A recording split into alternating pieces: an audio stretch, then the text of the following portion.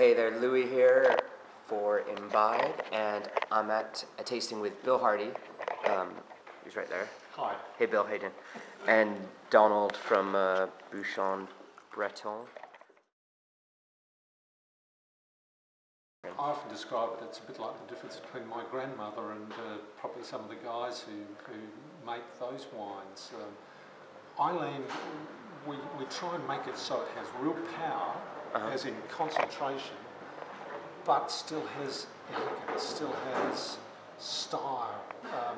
Isn't just all about power. It also has some lovely savoury, spicy elements to it too. It's not just about very ripe, sweet fruit and sweet oak and all those sorts of things. So yeah, elegance.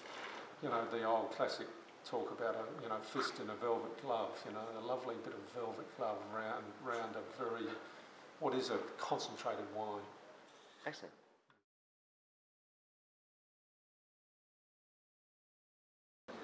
It's really hard. I mean, I taste white bone all the time. That's what I'm selling. That's what I'm selling. And you hear people complaining and whinging they don't like New Welsh Chardonnay, they don't like New Welsh Chardonnay.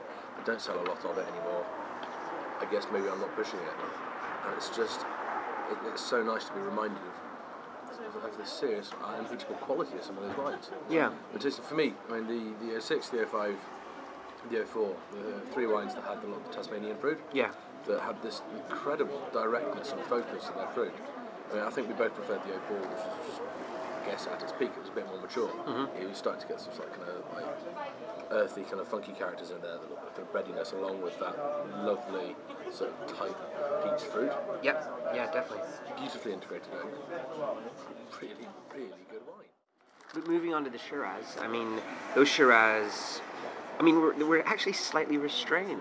The vintage that's going to be released now. Yeah, the 04. The 04, which they've changed the label to. It's a really nice label. I like the label. I like that. The white label. Yeah. I thought stylistically it seemed quite different to the other ones. And I was getting a bit of red fruit on the 01. It's interesting, isn't it? And then suddenly the 04 was just this wonderful grab bag of ripe fruits. There was cherry, plums, violet notes. It was so pure. This wonderful intensity of fruit. I think the last great leap for full-on acceptance of sort of mass market acceptance of the quality of New World wines, the Australian wines, is showing people how they age. You're getting those older vintages onto wine lists, so... It's just, I guess that's the message to the Australian New World producers, actually, is getting their older vintages out there. But bully, I don't know how you go about it, whether you try and bully your importers, some way of getting people to sit around and hold on to them. Perhaps sing about the longevity. People aren't looking at them thinking this wine's going to be stunning in 20 years' time. People aren't looking at them going, frankly, two of the big Shirazes we tasted just weren't ready for drinking. They were doing like what you get with Bordeaux, like what you get with Burgundy.